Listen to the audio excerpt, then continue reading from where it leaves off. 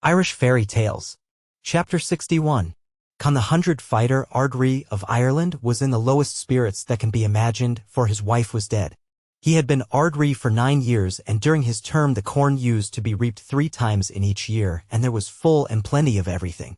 There are few kings who can boast of more kingly results than he can, but there was sore trouble in store for him. He had been married to Ion, the daughter of Brislandbin, king of Norway, and next to his subjects, he loved his wife more than all that was lovable in the world. But the term of man and woman, of king or queen, is set in the stars, and there is no escaping doom for anyone. So, when her time came, Ion died.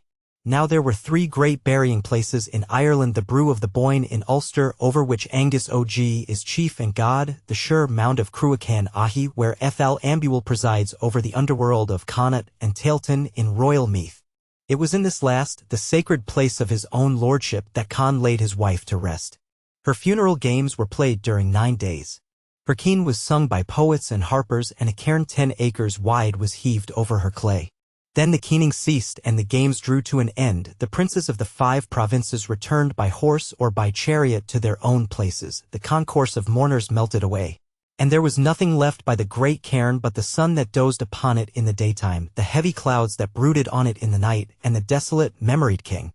For the dead queen had been so lovely that Con could not forget her. She had been so kind at every moment that he could not but miss her at every moment, but it was in the council chamber and the judgment hall that he most pondered her memory.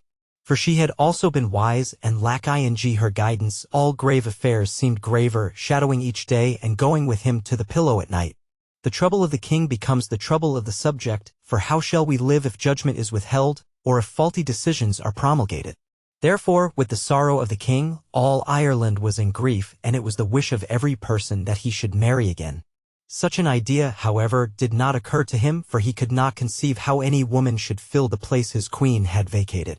He grew more and more despondent, and less fitted to cope with affairs of state, and one day he instructed his son Art to take the rule during his absence, and he set out for Benidorm. For a great wish had come upon him to walk beside the sea, to listen to the roll and boom of long, grey breakers, to gaze on an unfruitful, desolate wilderness of waters, and to forget in those sights all that he could forget. And if he could not forget, then to remember all that he should remember. He was thus gazing and brooding when one day he observed a coracle drawing to the shore. A young girl stepped from it and walked to him among black boulders and patches of yellow sand.